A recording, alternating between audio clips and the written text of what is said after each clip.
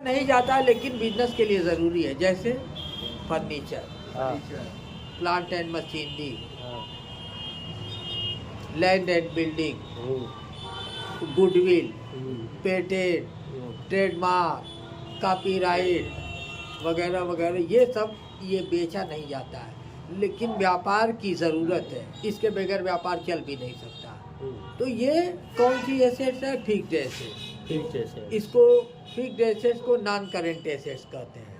कौन सी asset? Non current asset. तो basically asset divided two part, first current asset, then non current. अब current asset divided between two part, एक current asset और liquid asset. Current और liquid में अभी मैं बताता हूँ। और एक होती है नॉन करेंट एसेट, टेंजिबल और इनटेंजिबल। टेंजिबल वो है जिसको we can see, we can touch. अब समझ जाओ, वी कैन सी किसको देख सकते हैं, किसको टच कर सकते हैं। अब तू ध्यान लगावा, हमके समझावे के नहीं है भाई। फर्नीचर देख सकते हो, टच कर सकते हो। जी sir. Plant and machinery, motor vehicle, truck वगैरह वगैरह जितनी चीजें हैं, लैंड एंड बिल्डिंग, सब हम क्या कर सकते हैं, देख सकते हैं। तो ये इन्वेस्टमेंट नॉन करेंट है। नॉन करेंट, शर्त ये है कि नॉन करेंट है। ये जो है फिक्स्ड एसेट टेंजिबल है। गुडविल, पेटेंट, ट्रेडमार्क, कॉपीराइट ये इंटेंजिबल है। वी कैन नॉट सी, इसे हम देख नहीं, वी कैन नॉट टच, इसे हम न टच कर सकते न देख सकते हैं। हाँ, but it is beneficial for business, it benefit gaining by business, like as patent, like as goodwill, है ना। तो ये इंटेंजिबल है, ये भी फिक्स्ड एसेट इंटेंजिबल है। तो गोया की एसेट कितने हिस्से में बटी? चार हिस्से में। कौन कौन? एक तो करेंट एसेट दो हिस्सों में, नॉन करेंट, करेंट में एक करेंट और एक लिक्विड, करेंट और लिक्विड। नॉन करेंट में फिक्स्ड एसेट टेंजिबल और फिक्स्ड एसेट इंटेंजिबल। आया समझ में? जी। तो give any two example of fixed assets of intangible asset. Patent और कॉपीराइट। बहुत अच्छा। और मोर एनी कौन सा? गुडविल और ट्रेडमार्क, सॉफ्टवेयर, कंप्यूटर सॉफ्टवेयर, ये भी इंटेंजिबल एसेट है, ये एसेट्स होता है, एसेट्स है ना। हाँ, समझ गए? तो इसको बेटा कहते हैं, एक होती फिक्टिशियस एसेट। कौन सी एसेट? नहीं पता। फिक्टिशियस एसेट, बिजनेस में बहुत ज्यादा कोई खर्च हो जाता है और वो एसेट्स के रूप में हमें जो है फायदा देता रहता है, जैसे विज्ञापन, एडवर्टाइजमेंट पे, प्रचार पे। मैंने कोई कंपनी स्टेब्लिश की, 50 लाख रुपया एड पे खर्च कर दिया, तो वो फिक्टिशियस एसेट उसको एक साल में राइट ऑफ नहीं करेंगे। अब मानो उसको नेक्स्ट 20 ईयर्स तक उसका बेनिफिट मिलने वाला है, तो 20 ईयर्स तक जितना खर्च किए उसका 1/20वां हिस्सा हर साल पीएल में राइट ऑफ करेंगे, बचा हुआ हिस्सा बैलेंस शीट की एसेट में फिक्टिशियस एसेट्स के नाम से हम शो करेंगे। तो ऐसी एसेट्स को हम क्या कहते हैं, जो हाँ डे बाय डे क्या होती है, अमोर्टाइज होती रहती है। क्या होती है? वो डेप्रिशिएट नहीं होती है, वो अमोर्टाइज होती है, अपलिखित होती रहती है। उस एसेट्स को कहते हैं फिक्टिशियस एसेट्स। तो एसेट्स कितने तरीके की अब हुई? 5। कौन कौन?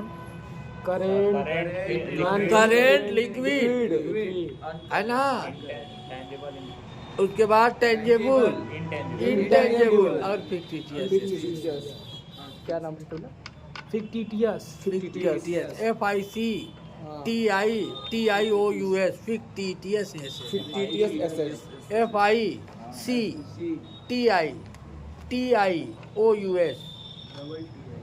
Fictitious assets. समझे? और इसी तरीके से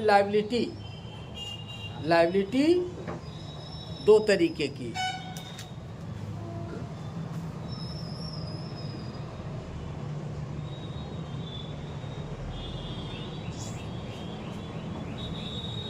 एक होती है इंटरनल लायबिलिटी, और एक होती है एक्सटर्नल लायबिलिटी।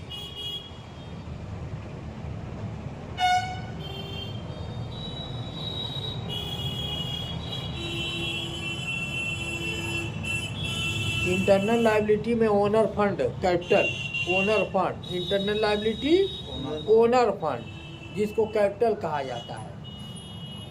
क्या कहा जाता है? कैपिटल। और एक्सटर्नल लायबिलिटी में बारोड फंड। अब ये बारोड फंड हो जाता है, लॉन्ग टर्म भी हो सकता है। बारोड फंड का मतलब उधारी, उधारी।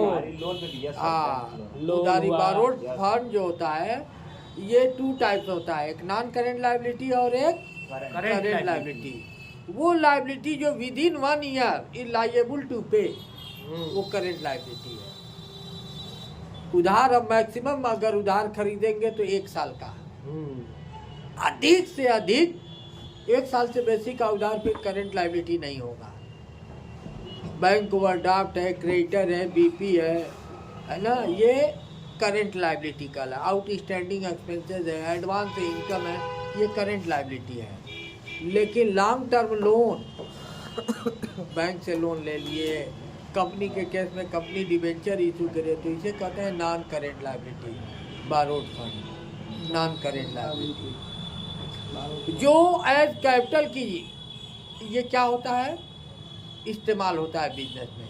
जैसे मान लो तुम्हारे पास 50 लाख की पूंजी है, अब तुम्हारे पास इससे बेसी अब क्षमता भी नहीं है, या यूँ कह ली 50 लाख की रुपये की पूंजी है, तुम्हारा बिजनेस बहुत अच्छा चल रहा है, और तुम्हारे बगल में 50 लाख रुपए की कोई ज़मीन बिके जो तुम्हारे मौके की, तुम चाहते हो कि ज़मीन खरीदे या कारोबार को बचावे, तो तुम कहते हो कि अच्छा 50 लाख रुपए का कारोबार, वो ज़मीन खरीद लो, अब 50 लाख रुपए का लॉन्ग टर्म लोन ले लो। क्या ले लो? Long term loan. Long term. अब तुम्हें लॉन्ग टर्म लोन इसलिए ज़रूरत पड़ी कि लोन 10% में मिल जाएगा, 14% में मिल जाएगा। हर 100 रुपये को साल भर इस्तेमाल करेंगे, 100 से 100 तो कमा ही लेंगे जी भाई। 10 बार अगर टर्नओवर किए, जैसे भाई तुमको बताए ना कि तुम्हारा 1 महीने का टर्नओवर है, तो साल भर में वो पैसा 12 बार घूमेगा कि नहीं घूमेगा? अगर हर बार 10% कमाए तो साल भर में 120% कमाए, 100 रुपये से 10 रुपया, फिर उसी 100 रुपये से 10 रुपया, फिर 10 रुपया, इस तरीके से 100 रुपये से हर मरतबा 10 रुपया, लेकिन वही 100 रुपया 12 बार टर्नओवर करने पर तुम कितना कमाए?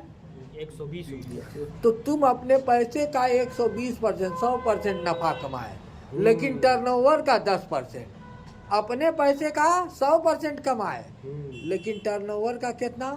तो तुम्हें अगर ये एक्सपीरियंस और आइडिया है, आप फ्यूचर सिक्योर है, तो तुमको 50 लाख रुपए का लोन लेने में क्या दिक्कत है? क्यों कि तुम तो ब्याज दोगे 14 लाख, अरे 7 लाख 50 लाख के लोन पे, और तुम वही 50 लाख रुपए के दूसरे के पैसा से 50 लाख सलिया में कमा लेबो। बात समझे? बात समझ में आई? 43 लाख बात समझ में आ रही है मेरी? तो तुम्हारे पास जमीन भी बचो, तो अब उस कंडीशन में तुम जो लोन लोगे वो कभी भी गलती से ये नहीं करोगे कि अच्छा 1 महीने 2 महीने के लिए लोन। जब तुम लोन लोगे तो लॉन्ग टर्म में लोन लोगे, तो वो पैसा तुम्हारा कैपिटल की जगह, तुम्हारी पूंजी की जगह काम किया कि नहीं किया? या बात समझ में आई? उसको कहते हैं NCL। क्या बोलते हैं? NCL। चलो बस करो। Full form non current liability. वो एक ज़्यादा